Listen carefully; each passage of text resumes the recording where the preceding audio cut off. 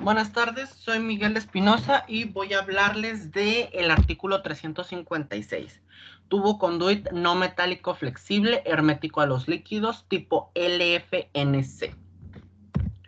El temario se divide en tres partes. La parte A, que habla de las generalidades, es decir, en la sección 356-1 vamos a ver el alcance y en la sección 356-2 vamos a ver la definición. En la parte B vamos a hablar de la instalación que se nos divide en 7 puntos, que es la 356-10, o sea, usos permitidos, 356-12, usos no permitidos, 356-20, el tamaño permitido, 356-22, el número de conductores, 356-30, sujeción y soporte, 356-42, coples y conectores, y la 356-60, puesta a tierra y unión. En la sección C vamos a hablar de las especificaciones de construcción, que son 356-11, construcción, y 356-120, marcado.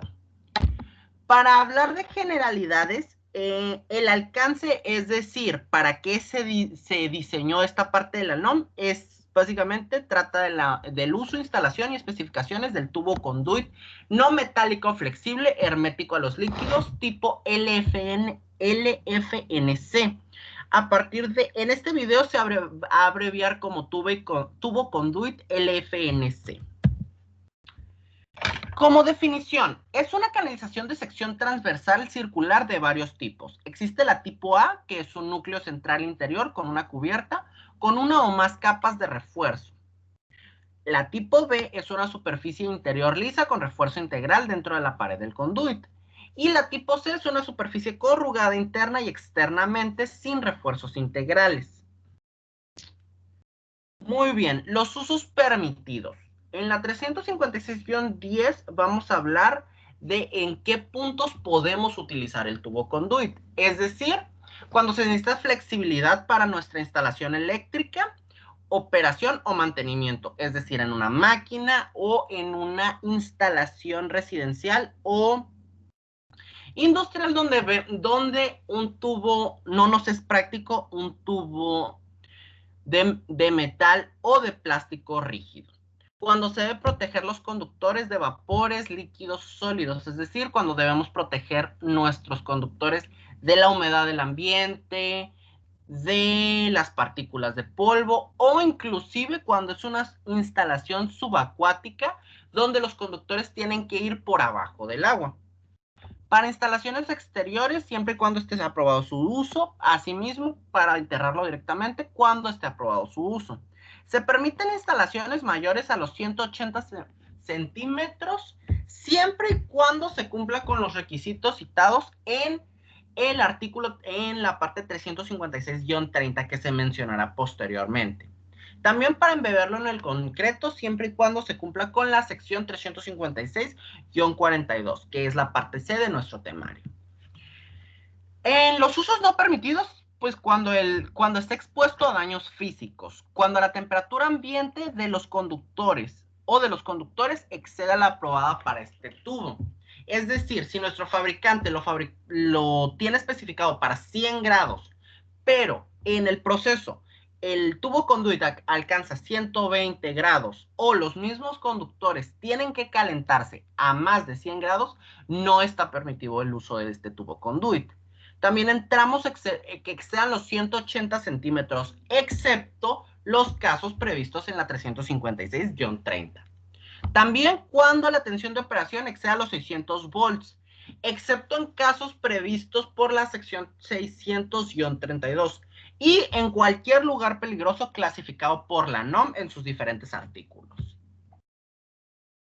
Muy bien. El tamaño. No se debe utilizar un tubo conduit con designación menor a 16, que es el tamaño comercial de media pulgada.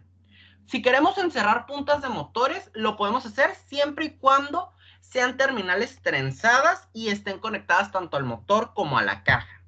No se debe utilizar el tubo conduit en casos con designación superior a 130 o un tamaño que también es un tamaño comercial de 4 pulgadas.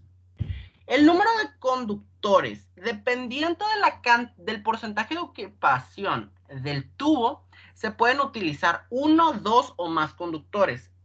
Si utilizamos el 53% del tubo, solo se puede meter un conductor. Si utilizamos el 31% del tubo, se puede meter 2 conductores. Y en caso de que estemos utilizando el 40% del tubo, no podemos utilizar más de 2. Podemos utilizar más de 2 conductores. Muy bien, como mencionamos anteriormente, en la 356-30 vamos a hablar de la sujeción y el soporte. Cuando se instalan tramos mayores a 180 centímetros, el tubo conduit debe sujetarse a intervalos no mayores a 90 centímetros y si se va a instalar una caja que conecte a 2 tubos conduit, esta debe sujetarse por los 2 lados a una distancia no mayor a los 30 centímetros. Del mismo modo, cada que estemos instalando tubo conduit, cada 90 centímetros le tenemos que estar poniendo un soporte. Se permite en tramos horizontales utilizar las aberturas propias de los elementos estructurales, siempre y cuando estos no estén a intervalos mayores de los 90 centímetros. Coples y conectores. Como hablamos en la sección 356-42, solo podemos utilizar accesorios aprobados para tubo conduit. No se puede utilizar accesorios que no sean para este fin. No se deben utilizar conectores en ángulo para instalaciones ocultas. Se permiten conectores rectos si uno va a enterrarlo directamente o embeberlo en el concreto. Muy bien, puesta a tierra y unión. Cuando se requiera conectar equipos donde se necesita flexibilidad, en el mismo tubo conduit debe ir puesta la tierra o ya sea para que siempre se lleve en los conductores del circuito. En sección C, especificaciones de construcción. En la 356-100 vamos a hablar de que el tubo conduit LFNCB, como está fabricado, como es un ensamble fabricado y prealambrado, se debe usar en tramos continuos que se embarcan en rollos, carretes y cajas sin que se dañe. Es decir, no podemos estar utilizando un metro de un rollo, un metro de otro y así. Tiene que utilizarse todo el rollo y siempre tiene que ser de forma continua. No se puede estar mezclando los rollos. También en la parte 356-120 vamos a hablar del marcado. El tubo conduit se debe marcar cada 60 centímetros con el nombre del fabricante, la tensión, la potencia y los otros valores nominados propuestas en las diferentes secciones de la NOM. Es decir, el fabricante tiene que marcar en su tubo su nombre, cuánto de voltaje cuánto de voltaje puede circular sobre ese tubo conduit, cuál es la potencia, la temperatura, si es para uso exterior, para uso interior o para enterrarlo directamente, y cuántos conductores se pueden llegar a utilizar en los ensambles fabricados. Estos rótulos deben poder resistir la exposición a los elementos medioambientales, es decir, si lo pongo al sol, si lo pongo al viento, si lo pongo al aire, o inclusive si va por el suelo, ir soportando el paso del tiempo. Muy bien, pues esto por mi parte sería todo. Con esto estaríamos llegando al fin de esta presentación.